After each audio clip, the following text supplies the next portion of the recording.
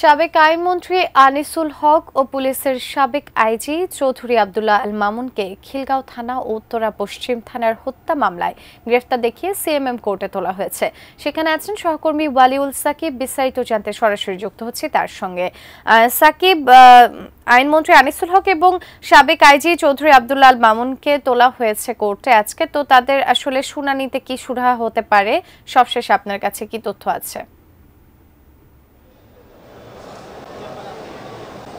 আমি যেমনটি কিছুক্ষণ আগেও জানাচ্ছিলাম যে সাবেক আইনমন্ত্রী ও সাবেক আইজিপি চৌধুরী আব্দুল আল মামুন এবং সাবেক আইনমন্ত্রী আনিসুল হক, তাদের দুজনকে কিন্তু সকাল সকালই মোটামুটি 8টার পরেই তাদেরকে এখানে এই সিএমএম কোর্ট আদালতে নিয়ে আসা হয় এবং আমরা দেখেছি যে তাদেরকে কিন্তু নতুন করে দুটি মামলায় তাদেরকে গ্রেপ্তার দেখানোর আবেদন করে পুলিশ।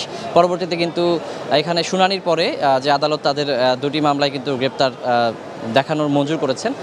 এক্ষেত্রে হচ্ছে যে সাবেক আইনমন্ত্রী আনিসুল হককে খিলগাঁও থানার যে মাদ্রাসা ছাত্র জুবায়ের হত্যা মামলায় গ্রেপ্তার দেখানো হয় এবং যে এই মামলা সহ আরও একটি মামলায় চৌধুরী আব্দুল আল মামুনকে দুটি মামলায় গ্রেপ্তার দেখানো হয়। আরেকটি মামলা হচ্ছে উত্তরা পশ্চিম থানার হাফেজ সাদেকুল ইসলাম হত্যা মামলা। তো মোট দুটি মামলায় আসলে দুজনকে এই গ্রেপ্তার দেখানো হয়েছে এবং পরবর্তীতে তাদেরকে কিন্তু কারাগারে পাঠানোর নির্দেশ দেওয়া হয়।